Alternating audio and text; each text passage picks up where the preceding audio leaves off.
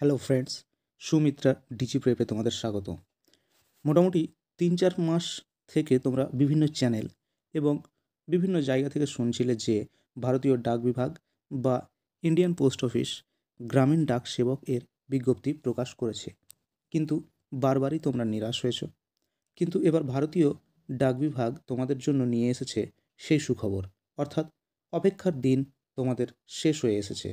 কারণ Indian post office 2025-এ 21,413টি পোস্টে vacancy release করেছে। তাই এই ভ্যাকান্সির ফুল ডিটেলস তোমাদের সাথে আলোচনা করব। আর এই রকম সরকারি চাকরির আপডেট পেতে আমাদের চ্যানেলকে সাবস্ক্রাইব করে অল নোটিফিকেশান অন করে রেখো। তো চলো শুরু করি। প্রথমেই দেখে নেব কবে থেকে কতদিন পর্যন্ত তোমরা আবেদন করতে পারবে। দেখো, এখানে তোমাদের রেজিস্ট্রেশন শুরু হয়ে গেছে। রেজিস্ট্রেশন শুরু হয়ে গেছে 10 ফেব্রুয়ারি 2025 এবং তোমরা আবেদন করতে পারবে। অ্যাপ্লিকেশনের লাস্ট ডেট হচ্ছে মার্চের 3 তারিখ, অর্থাৎ 10 তারিখে আবেদন শুরু হয়ে গেছে এবং মার্চের 3 তারিখ পর্যন্ত তোমরা আবেদন করতে পারবে। এই অ্যাপ্লিকেশন করার সময় যদি কোনো ভুলভ্রান্তি করে ফেলো, তাহলে এডিট অপশন বা কারেকশন উইন্ডো খোলা থাকবে তোমাদের 6ই মার্চ 2025 থেকে 8ই মার্চ 2025, অর্থাৎ 6, 7, 8 এই 3 দিনের মধ্যে তোমরা কিন্তু সেই তোমাদের ভুল হওয়া যে অ্যাপ্লিকেশানটি সেটা তোমরা সঠিক করে নিতে পারবে। ঠিক আছে, এবার দেখব কোন কোন পোস্টে তোমরা আবেদন করতে পারবে। তো প্রথমেই যে পোস্টে আবেদন করতে পারবে সেটি হচ্ছে ব্রাঞ্চ পোস্টমাস্টার,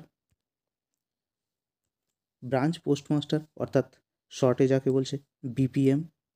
এরপরে দেখো অ্যাসিস্ট্যান্ট ব্রাঞ্চ পোস্টমাস্টার এবিপিএম এবং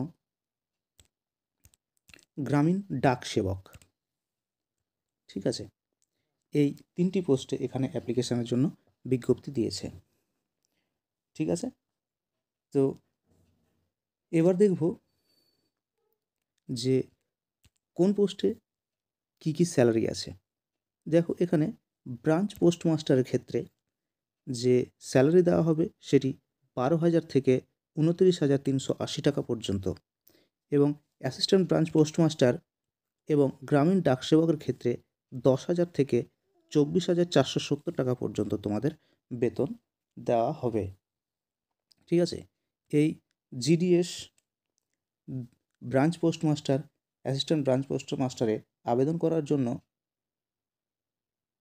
যে বয়স লাগবে সেটি হচ্ছে মিনিমাম 18 বছর হতে হবে এবং ম্যাক্সিমাম 40 বছর হতে হবে। এই এজের ক্ষেত্রে যারা ক্যাটাগরি স্টুডেন্ট আছেন, মানে ক্যান্ডিডেট আছেন, তারা কিন্তু বয়সের নির্দিষ্টভাবে ছাড় পাবেন। তো আমরা সেই ছাড়টা কী কী হবে সেটা একটু এক নজর দেখে নিই।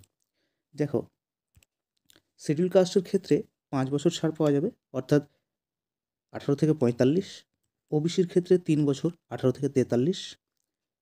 ইডব্লিউএসের ক্ষেত্রে কোনো কিন্তু ছাড় নেই, এখানে 18 থেকে 40 বছর পর্যন্তই ক্যান্ডিডেট অ্যাপ্লাই করতে পারবে। পিডব্লিউডি ক্যান্ডিডেটের ক্ষেত্রে 10 বছরের ছাড় আছেন, অর্থাৎ 18 থেকে 50 বছর পর্যন্ত অ্যাপ্লিকেশন করা যাবে। পিডব্লিউডি ওবিসি ক্যান্ডিডেট যদি হন তারা 13 বছর ছাড় পাবেন এবং পিডব্লিউডি এসসি এসটির ক্ষেত্রে 15 বছরের ছাড় তারা পেয়ে যাবেন। ঠিক আছে, তো এই গেল এজ।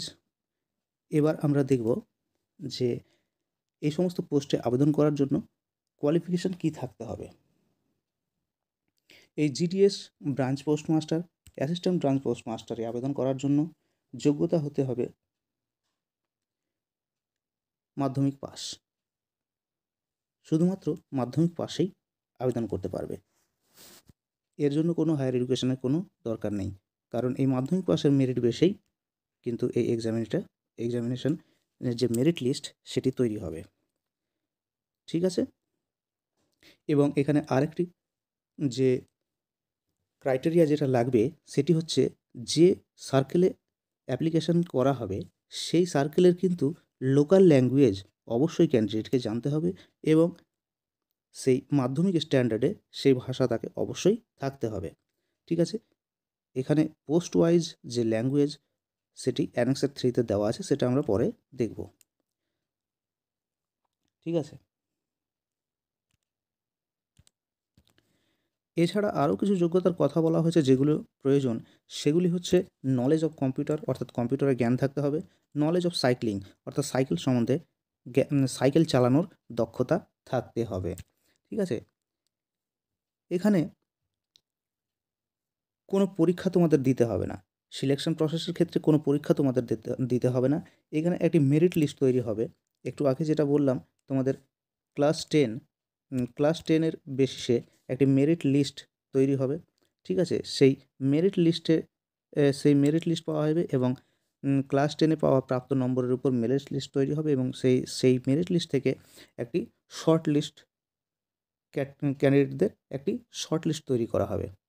ঠিক আছে, এবং 15 দিনের মধ্যে তাদেরকে ফিজিক্যালি ডকুমেন্ট ভেরিফিকেশনের জন্য ডাকা হবে। এই ডকুমেন্ট ভেরিফিকেশনের জন্য অরিজিনাল সহ 2 সেট সেলফ অ্যাটেস্টেড জেরক্স করে নিয়ে যেতে হবে। এই সেলফ করা অ্যাটেস্টেড কপি যেগুলো নিয়ে যেতে হবে, সেই সমস্ত ডকুমেন্টসগুলি হলো, এখানে উল্লেখ করা দেওয়া হয়েছে, দেখো, মার্কশিট,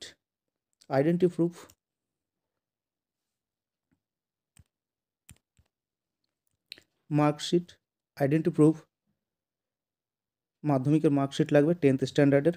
ঠিক আছে, আইডেন্টি প্রুফ হিসাবে তোমরা আধার দিতে পারো। হ্যাঁ, আধার দিতে পারো। কাস্ট সার্টিফিকেট, তোমরা SC ST OBC যারা আছো তারা কাস্ট সার্টিফিকেট দেবে। PWD ক্যান্ডিডেট যদি হও তাহলে PWD সার্টিফিকেট দিবে। EWS ক্যান্ডিডেট যদি হও তাহলে EWS সার্টিফিকেট দিবে।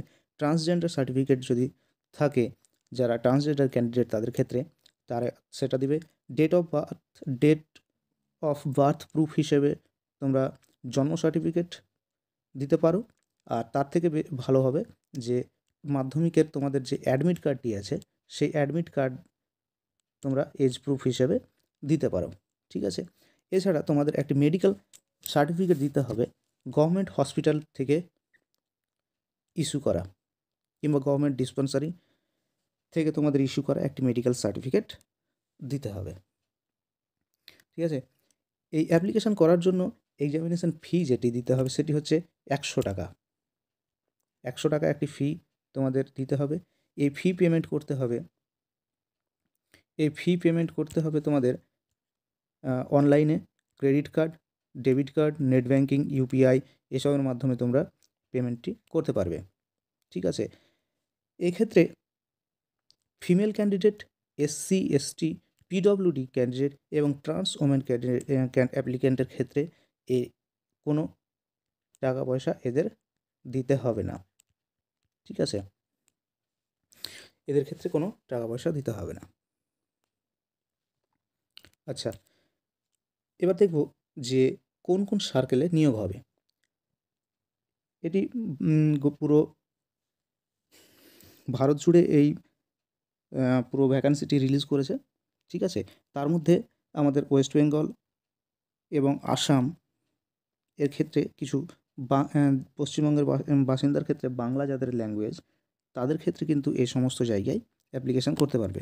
যেমন আসামের ক্ষেত্রে, এখানে আসামে তোমরা বাংলা ল্যাঙ্গুয়েজ আছে, দেখো 3 ডিস্ট্রিক্ট ব্যারাক ভ্যালি, সেখানে কিন্তু বাংলা ল্যাঙ্গুয়েজ আছে, এখানে তোমরা অ্যাপ্লিকেশান করতে পারবে।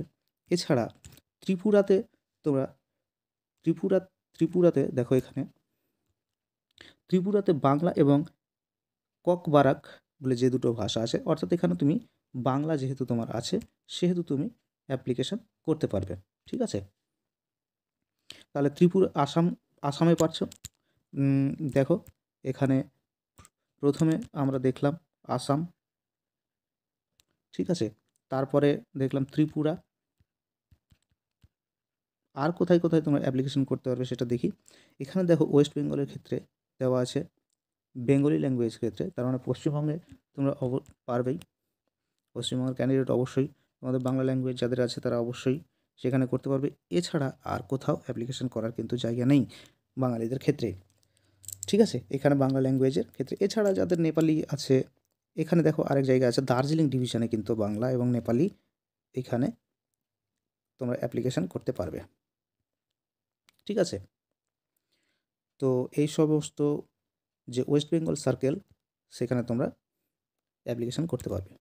ঠিক আছে, তো এই ছিল আজকের আপডেট, মোটামুটি ভ্যাকেন্সি ডিটেলস এবং পুরোটাই তোমাদের আশা করি বোঝাতে পেরেছি।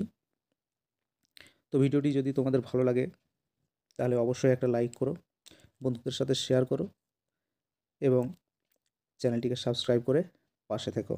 দেখা হবে নতুন কোনো ভিডিওতে, পরবর্তী ভিডিওতে। ততক্ষণ তোমরা ভালো থেকো, সুস্থ থেকো এবং তোমাদের প্রিপারেশন চালিয়ে যাও।